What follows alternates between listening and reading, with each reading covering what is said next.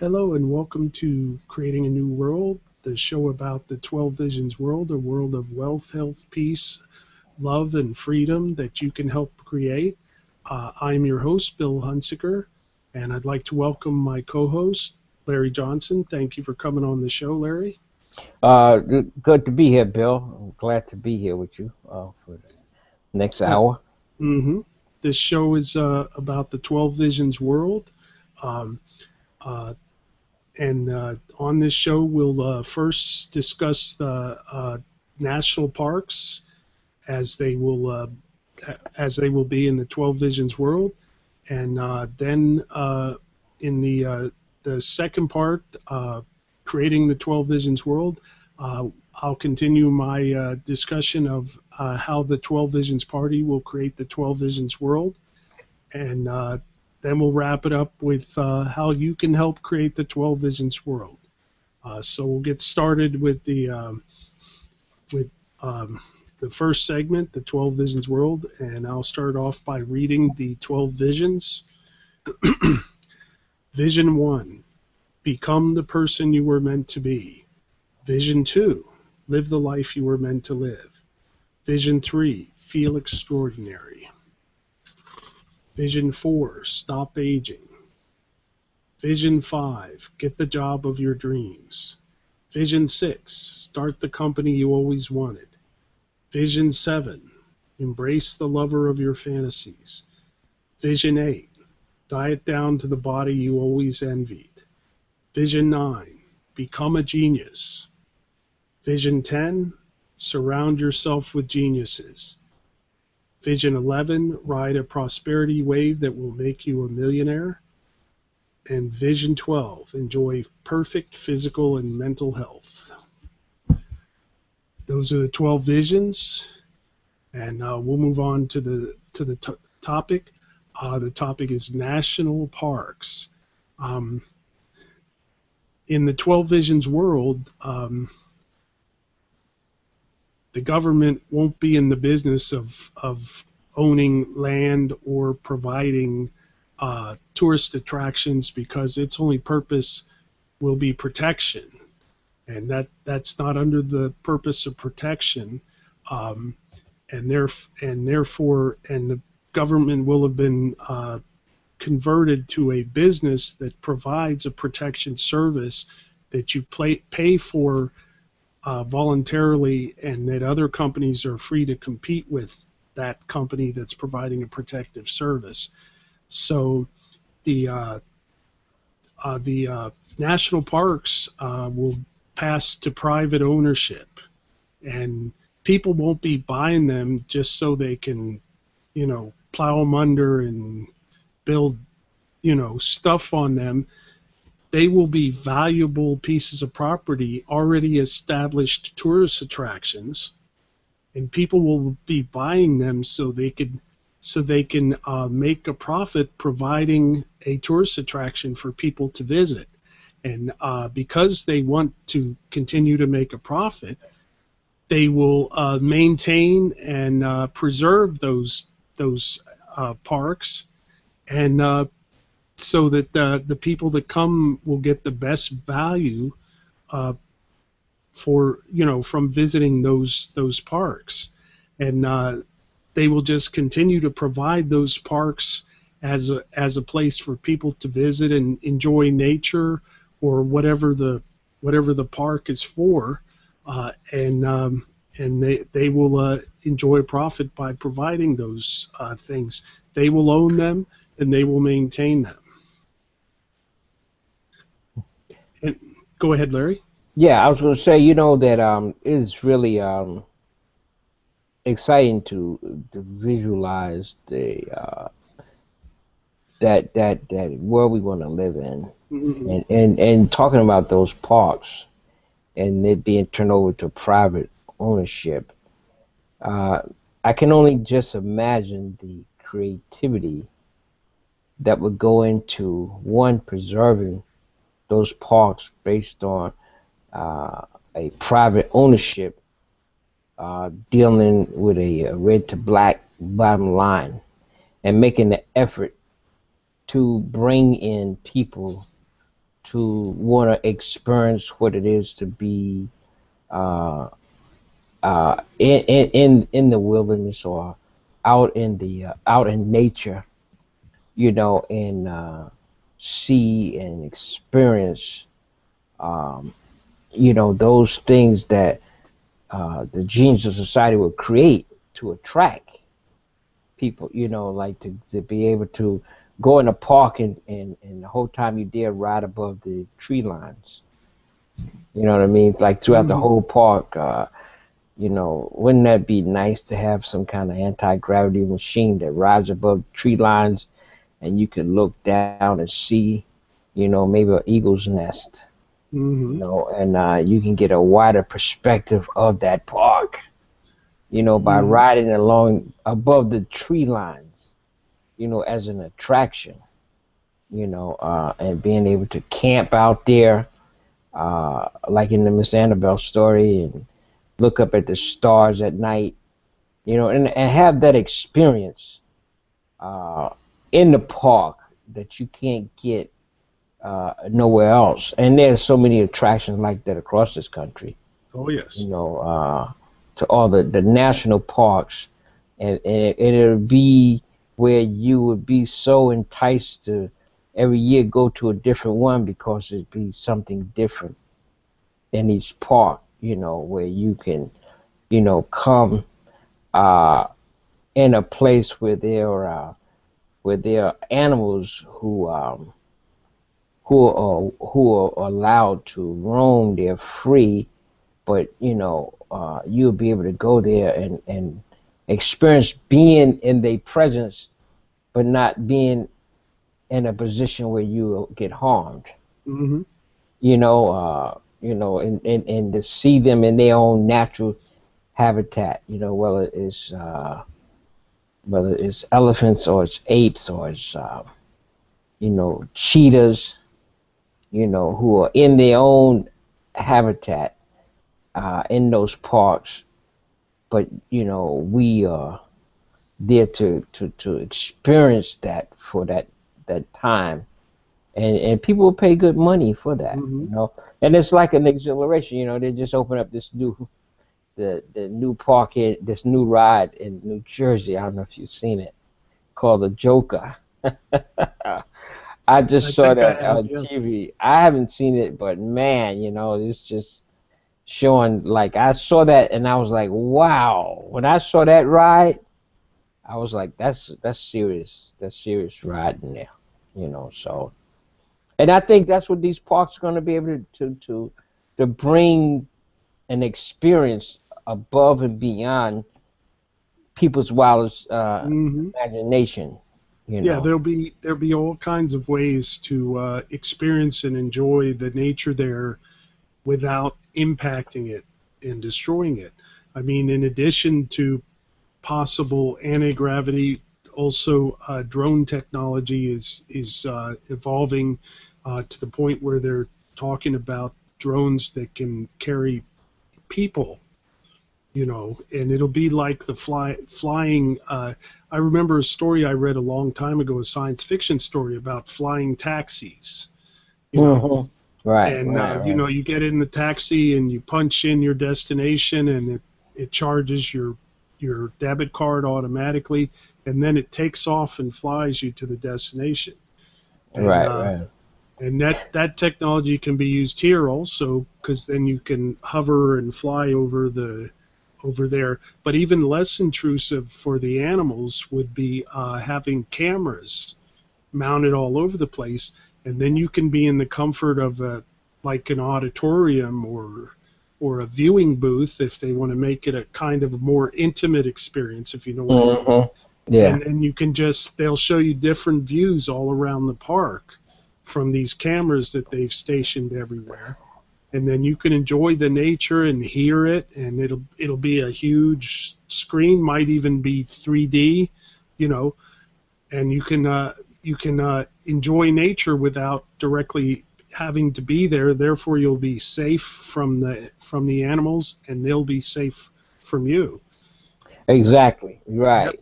That in the same way with there will eventually be the technology to take you into the deep ocean, Mm-hmm. where you can be in the presence of I should say prehistoric mammals from the Excuse me. ocean, Mm-hmm. and you can experience that being in their space, but separated at the same time from them, Mm-hmm. and where the technology make it where you won't get harmed, but you can be and experience that and see that and actually see what nobody has never seen before, Mm-hmm. and experiencing that. That is such an exhilarating uh, insight to just imagine, whether it's in the ocean or whether it's in the parks, Mm-hmm. and they even passed that bill when they start, as a technology, and they start to build cities in the sky. That's gonna Mm-hmm. come. Oh yeah. That's gonna be coming. Oh yeah. You know.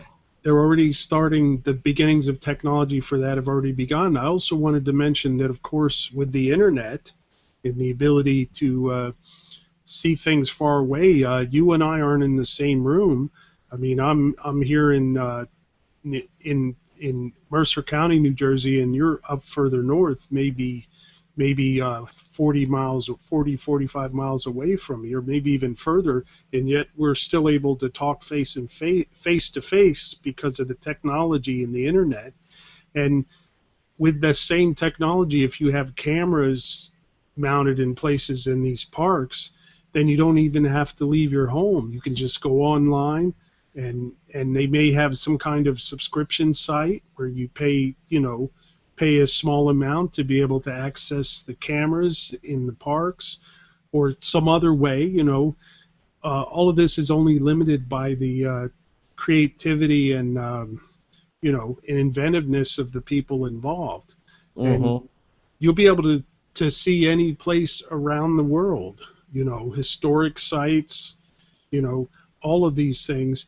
And, this will cover all the way down to what are known as state parks now, where they have, you know, memorial battlefields where you can look back and, you know, I mean, I remember the movie Demolition Man, and they showed a museum, and it had a place called the Hall of Violence where they remembered, because even though it was kind of twisted, the society in Demolition Man was kind of like what we envisioned the 12 Visions world to be. But unfortunately, it was a top down thing with someone in charge, which is not the 12 Visions world. Um, but still, you had a society free of violence, and violence was something you went and looked at in a museum. Force Right, right. was in it, something you went out and looked at in a museum. And that, I think that's what we'll see also and that's the way people will look at things like memorial battlefields and other historic parks that are around the country and around the world, you know, uh, in remembrance of the way the world used to be, and thankfulness that it's not that way, you know, at that time. Yeah. There's so much to imagine in terms of in a 12 Visions world. I'll just Hmm. imagine, like say like say Atlantic City, where you could um, have like a half horseshoe that goes way out in the ocean, Hmm. and where you could ride that around, down the whole coast around Atlantic City with Hmm. with neon lights at night. And Hmm. that's when you get way out there, you can look back at the coastline, Hmm. and experience that, from a exhilarating kind of ride, Hmm. you know, and you would be riding over the water, and that would be a beautiful experience, and Oh people yeah. would want to be able to see that and be able to see the attraction of the lights at night and the buildings, all lit up. I mean, there's so much in a 12 Visions world that is that can bring and sustain life and happiness in society and in the people, that it just take us to, as you always say, Bill, Hmm. the name of your show is to create that world that we want to Yep. live in. And we're only scratching the surface. The everything it will only be limited by the imagination and creativity of everyone involved, because that's what that's what life will be in the 12 visions world, is imagining something and then creating it and then marketing it to people and sharing it, and in exchange for what other people are creating and marketing. Right, right. Yep. Hmm. And you know, it's just awe-inspiring thinking about the possibilities, and knowing that our vision of the possibilities is limited because we're seeing it from the world we live in now. And it's limited by us not doing that hard thinking. Hmm. I mean, the more the more you put more energy into the integrated thinking part of it, you can actually come up with some pretty wild ideas about, things like, I have this idea in my head about, like, say, I mean, if there were cities built in the sky, and the kids in the morning when they left to go to school, they would put on a parachute, you know. Hmm. You know what I'm saying? To come down from living in the city, to come down to land on the earth, you know. Because it's just a question of people, uh, a mentality of changing that to want to live at that level, Hmm. where you will have a whole generation of people who have never walked on land, but just lived in the air, Hmm. you Or in know, space, or in space. or even on other planets or moons or asteroids. You know, the possibilities are endless. It is, it is. I mean, we can eventually learn how to live anywhere, Yeah. given enough time and imagination and creativity. Mm. And and it's people keep talking about, oh, we should preserve the moon and we should preserve Mars. Um, you know, I think possibly if there's life on Mars that's significantly different from Earth, then we may want to preserve that. But there's been no proof up to this point that there is life on Mars. There's indications that there may have been life on Mars at one time, but if it's found that there's no life there now, other than preserving certain things there, I see no reason why we shouldn't be able to go there and anywhere else in the solar system. And the other thing is that maybe they ain't looking at it. They ain't looking at it close enough neither. I mean, Hmm. if there ain't no life there, is that maybe you ain't looking close enough. Maybe you're not looking close enough, We're in the right place. and you're in the right place, and life might be different than what you might think life is. Yeah, and that's what I meant by saying if it's unique and different from what's on Earth, then it should be, in my opinion, should be preserved and not destroyed. And us going there might destroy it if there is life there, but until it's proven, and we can continue to be cautious as we have been up to this point, and but if eventually,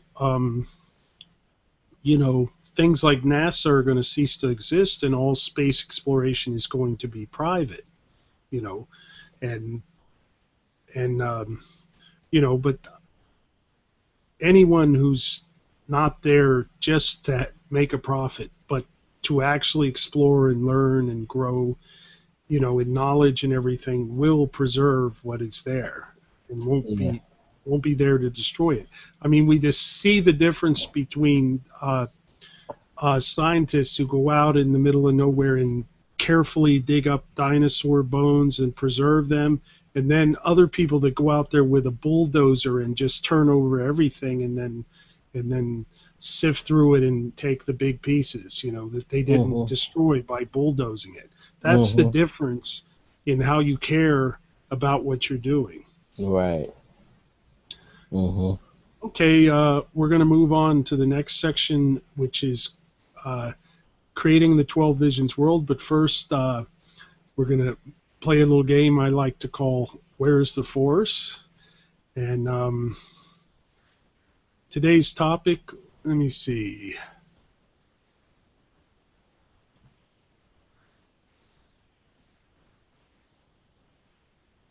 is I may have done something similar to this before, but I don't think this particular angle. The grocery store. Larry, where's the Force? Uh, the force is where you're not able to be able to compete in a competitive open market for what you want to pay for what's in there. Mm-hmm. Right now you pay whatever they say because that's owned by uh, a certain corporation or company. But Mm-hmm. the question becomes where there's not allowed to be open competitive competition. For whatever that is the force comes in when you limit open competition and open um, uh, the openness to be able to compete for the business. Mm-hmm. When you limit competition, you're doing that through force. And when you allow uh, people to not be able to compare, Mm-hmm. what they think is better for them, trying to have a total monopoly on that area, and a lot of times that's done through force, where you just have to go with the flow rather Mm-hmm. than being in a position to compete uh, for that business. And the force comes in when you don't allow competition. You don't allow the competitive nature. For people to get the best bang for their buck. To get the best uh, and decide what is the best product that they need to put their money in. And that's been being limited in the 12 visions world. There will be open competition. Whether you're looking for a development that needs a private security company to maintain the safety there. Mm-hmm. Be where different companies can compete, and the one who delivers the best service will wind up getting the contract. And those who get it that's not doing a good job, but then they won't have it that long. Mm-hmm. Because people will have the freedom to say, we don't want you no more. We don't want to be able to do that. So I mean, the force becomes where one brand has a dominance in a certain market and can't nobody else compete in that market because they limit competition. And Mm-hmm. that's, to I me, is where agree. the force comes in. I agree. The um, it regulations give large corporations, chain stores, an unfair advantage over local, you know, uh, single proprietor, to put it one way. Someone just running one store himself and or herself, and so that's why you end up with Walmarts everywhere and big chain grocery stores and all these things everywhere because regulations give them an unfair advantage over smaller companies that are just trying to operate locally. I mean, you still see them around, but there's no way they can compete on the same level because of the regulations. Also, there's force in limiting what what people can sell and what people can buy. You know, I mean, they claim it's for safety, which I can see, but there's also people just taking self-responsibility and knowing what they're buying and knowing, you know, and making the decision for themselves rather than having it made for them. Hmm. I mean, yeah, you know, and you see that with like in a lot of this, you know, if you go to like a lot of little small towns that's Hmm. been able to survive the big mega malls that's come in, Hmm. uh, you know, like the mom and pop drugstore, I remember, Hmm. you know, the small little mom and pop warehouse. I mean, you know, what's it, Hardware store, yes. hardware stores. You Hmm. know, you could go in there and, you know, even if you couldn't find what you wanted, the guy in there with his own ingenuity and genius would design something or come up with an idea to fix whatever your problem was. Hmm. You know, that kind of ingenuity is getting lost through the force of these mega places. Like you go in them now, like you go in these places now, there is nobody to help you. It's just almost like it's like they put the stuff in there and you got to figure out your own. Hmm. You know where what it is you're looking for and where it's located at. Where in that whole kind of relationship in uh, uh, a small enterprise, you can go in there and there's always somebody to interact with you to tell you exactly what uh, you could find or you could describe to them what you're looking for. You know, I know like when you go in somebody's house as a repairman to fix Hmm. something, and I was for years, is that you know them old ladies in them kitchens and them stoves, they would like tell you what was wrong with it. They'll tell you how to fix it. They couldn't fix it. But Hmm. when they finished describing to you what the problem was, you know what had to be done to fix it.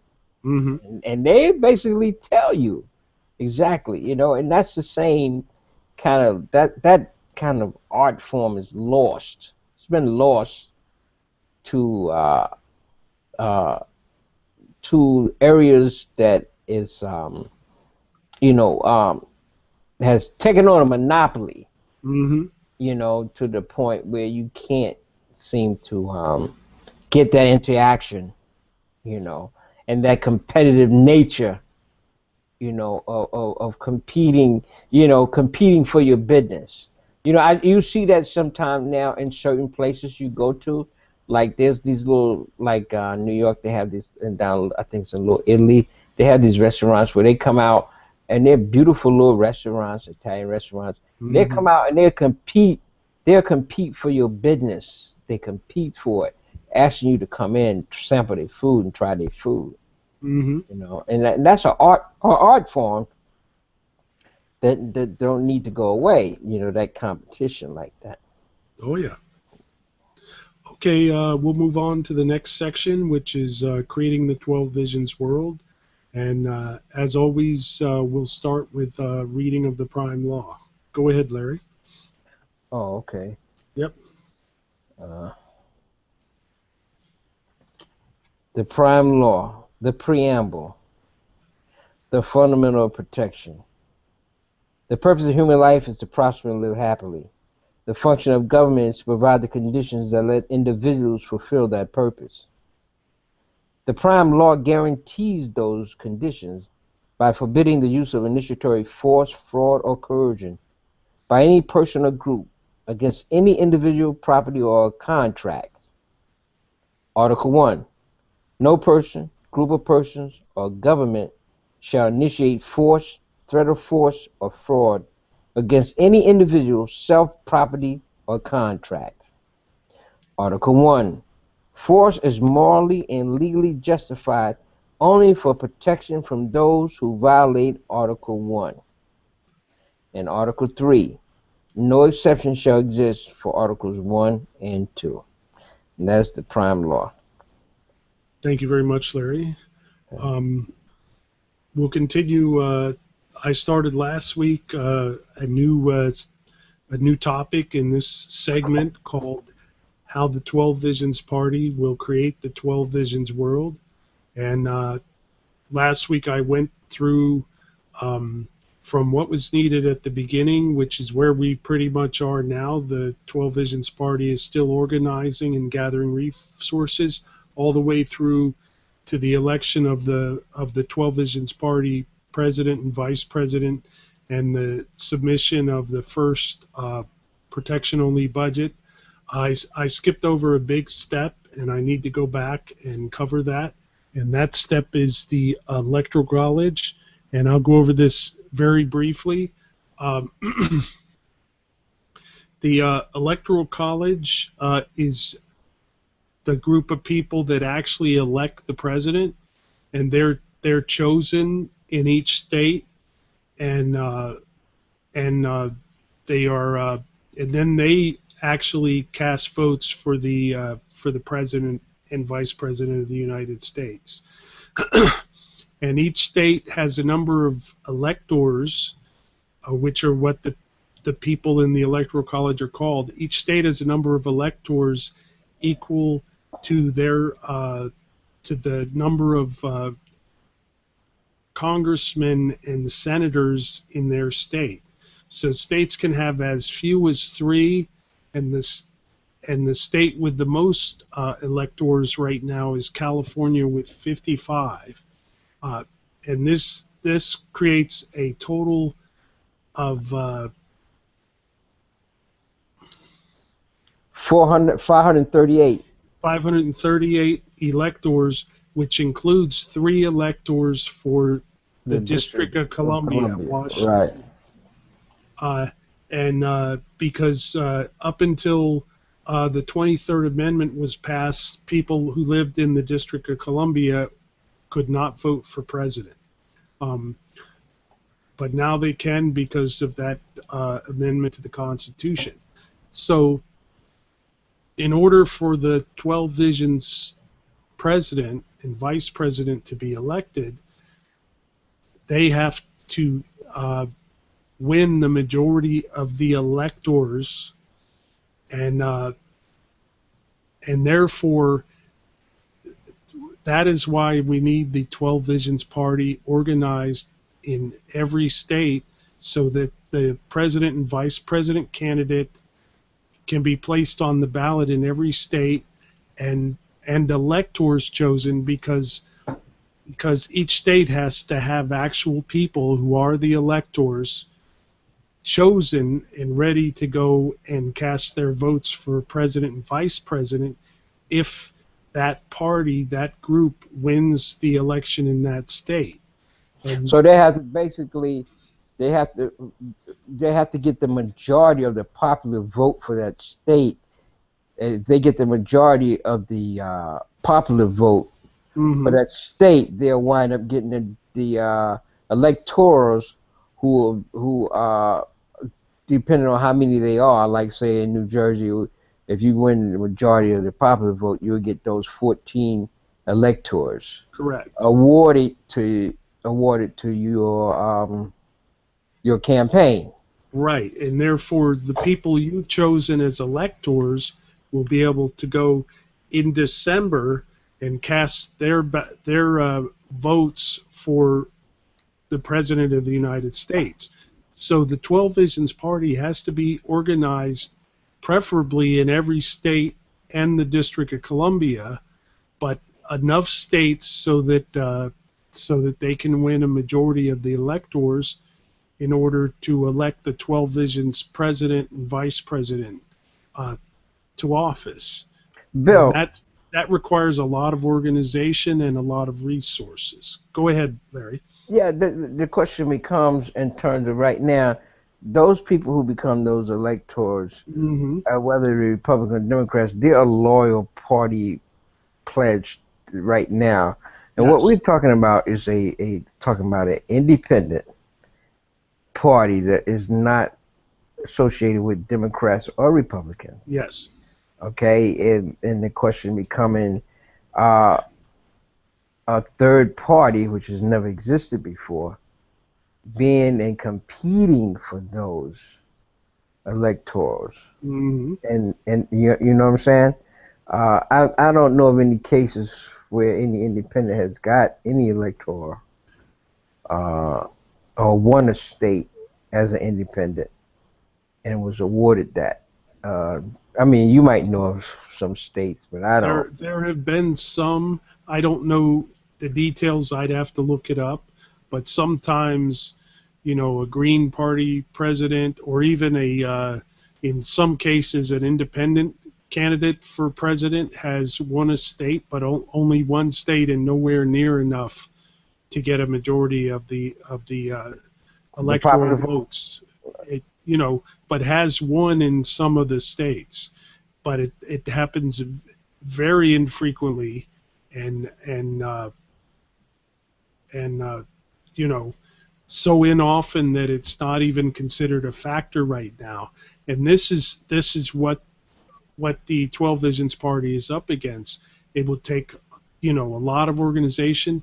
So that's why in the first part I talked about how we have to reach a certain number of people who are willing to support this, either by volunteering, by providing money, or by just plain being willing to vote for the 12 Visions Party candidate in their state at the election.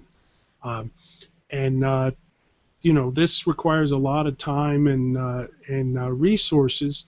And quite honestly, that's why there's no 12 Visions Party candidate for president this year, because the 12 Visions Party is still organizing and gathering resources. Right. Yeah. I mean, the 12 Visions Party would have to also look and see. I mean, we have people in a lot of those states. It's just a question of getting them tied into a forward essence movement, Hmm.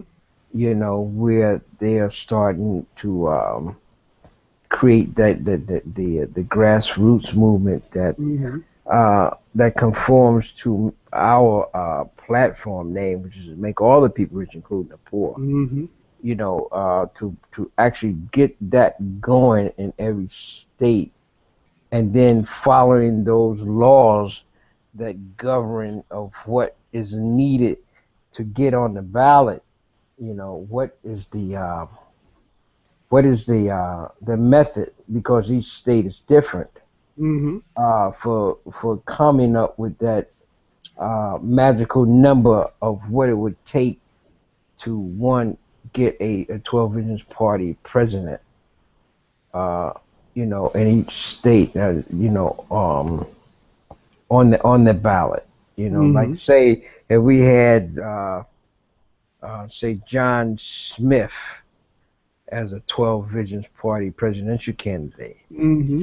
Then in each state we would have to do the necessary nitty gritty work to tie in all 50 states uh, to his campaign, to tie that together, and seeing how on a larger scale, that how does he get to become how does he get to the point of impacting that popular vote to the point where he can be awarded and Hmm. compete for those electors, Right. and at the same time where they would have to be loyal not to one party or another, but be loyal to the person who could be an independent candidate. Hmm. You understand, like a 12 Visions Party candidate, and be Hmm. loyal to, say, take those electoral votes and vote for that third party president. Right. And that's what each state will have to gather the people uh, to be electors.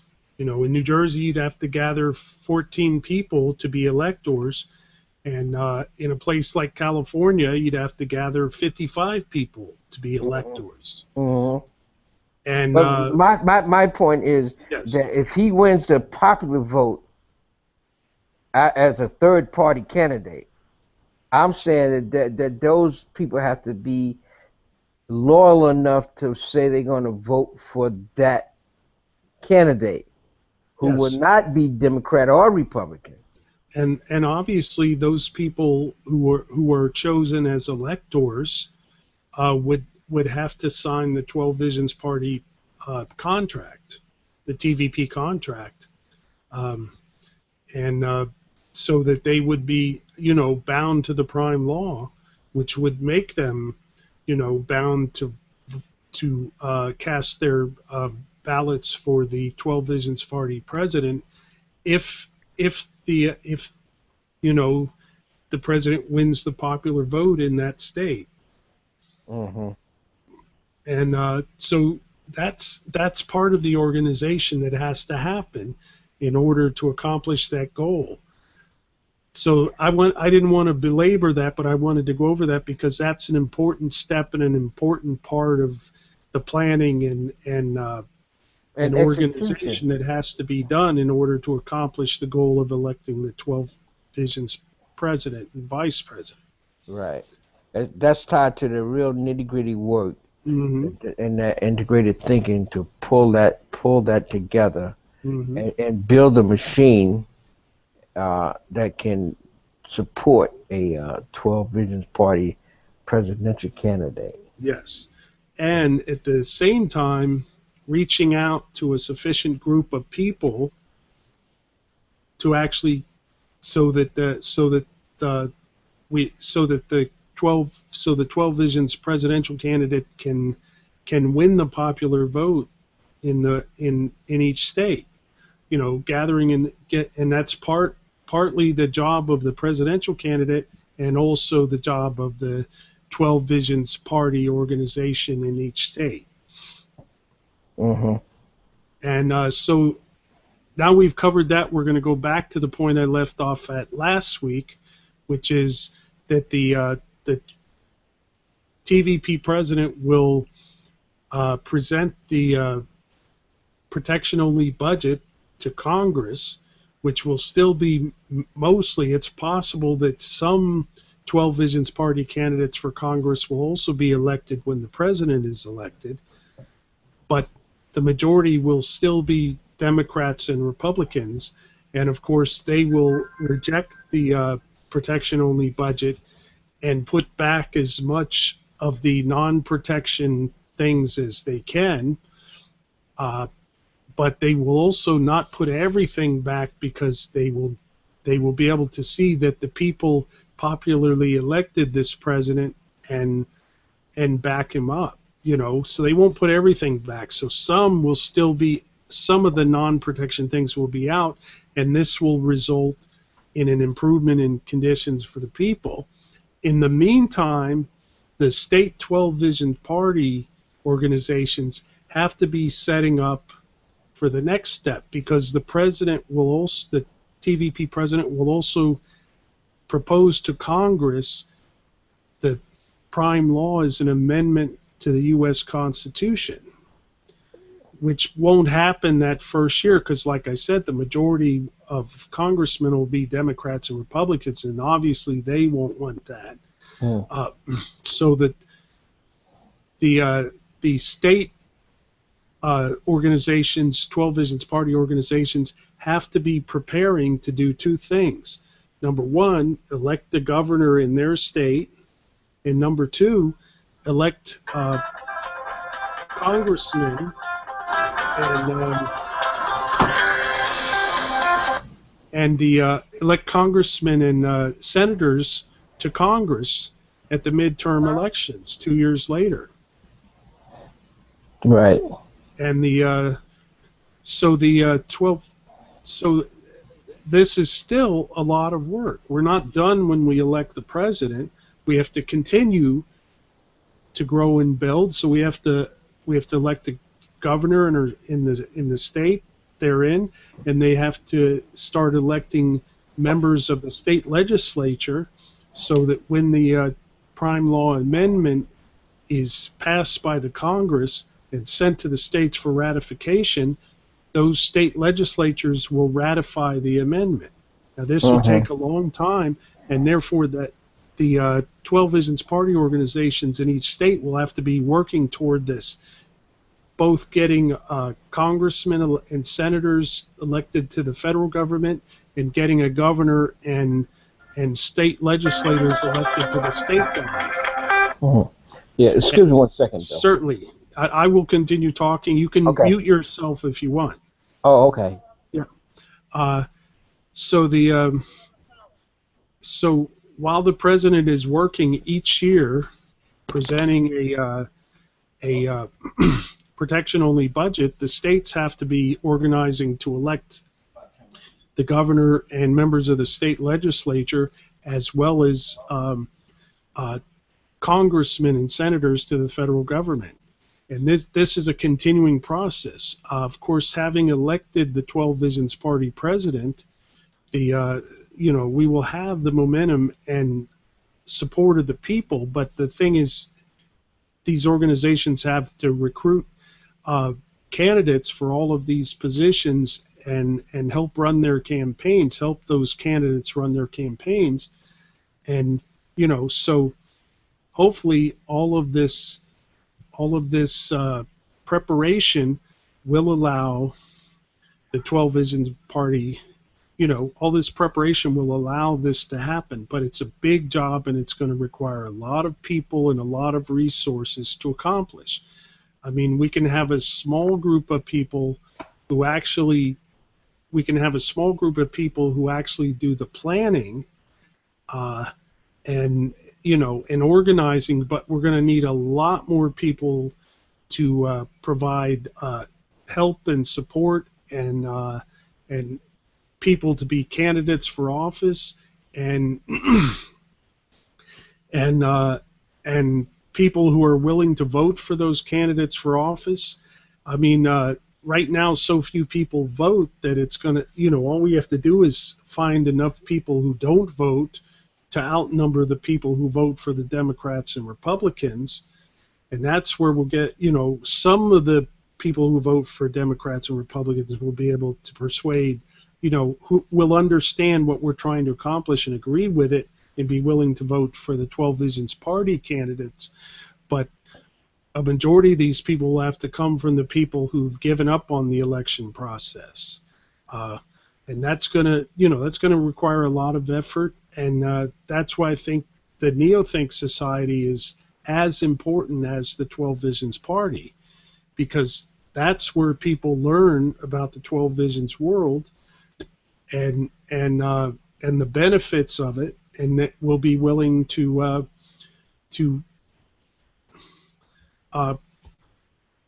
support the efforts to create that world and be people who want to create that world.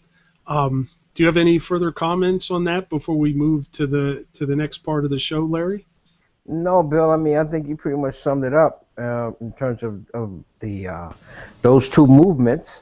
The 12 Visions Party, which is to improve society. And the whole thing around that. In terms of it being a party to catch America fall. To stop it from falling into poverty, and it's a grassroots movement. This is a grassroots movement of ordinary people, who wants to save America, who wants to save this great country, and that's coming out of, and it grew out of the Neothink Society, which is a new technology and a new way of viewing society and viewing your relationship to society and viewing how you integrate knowledge. You understand in the 12 Visions world, that has not ever been seen before. I mean, both of those movements is two creations that is pretty much done caught fire around the world. And it's growing, it's growing every day, and there's new people coming in every day. So, I think at one point when you can get that tipping point number, whether it's 50 million, 60 million, 70 million people, Mhm. You understand? Who says that they're ready to move in that direction? You know, from a grassroots level to really see that change come about, and then you'll start to see that motion. You know, you start to see that motion and that wave of that motion start to develop. You Mhm. know, and catch on. Yeah, I agree. I mean, basically, I mean, this is a huge undertaking, you know, and that's why there's no 12 Visions Party presidential candidate this year, and there may not even be in 2020 because, you know, there's a lot of organizing and gathering resources and and showing the ideas and the benefits of the 12 Visions world to people so that they understand and agree with it and are willing to support the idea. Uh, so right now, my point is that the 12 Visions Party is still at step one, which is organizing and gathering resources, and we'll continue to move forward in that direction. But there's a lot of work and a lot of resources to gather before we're ready to do this. And so everyone who's involved has to continue to work, and that's why it may take longer.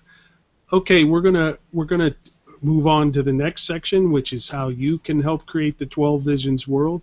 And we covered a little bit in that with what we were talking about. But the main thing is if you understand and agree with these ideas, share them with other people. Talk to the other people about why you think it's a great idea, why you want this kind of world, why you want to live in this kind of world. Talk to them. In addition to that, if you want, you can become involved with the 12 Visions Party, uh, either as a volunteer financially, or even become involved in the planning and organizing. And the easiest way to do that is to go uh, to the website tvpnc.org,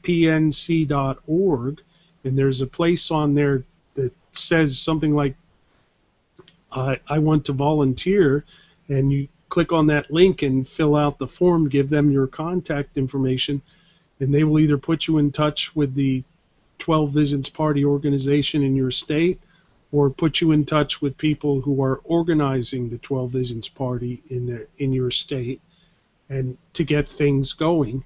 Uh, and I also recommend that you become involved with the Neothink Society so you can learn more about the 12 Visions world, and also learn how to improve your life now and live a better life now as we move toward the 12 Visions world. Um, and finally, you can also support this show also by telling other people about it, by uh, and by supporting it, by sharing the links, uh, to the events for the show, um, and helping, letting people know that you think this is a great show and a great source of information. Uh, and you can also support the show financially by uh, by going to patreon.com/creating a new world and pledging $1 or more per episode if that's something you wish to do.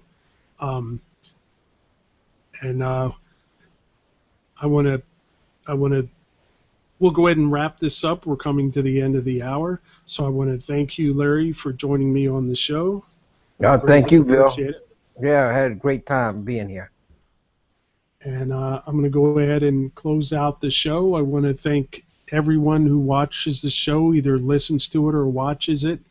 Uh, and because without you, everything we're doing here is pretty much pointless. So I greatly appreciate that.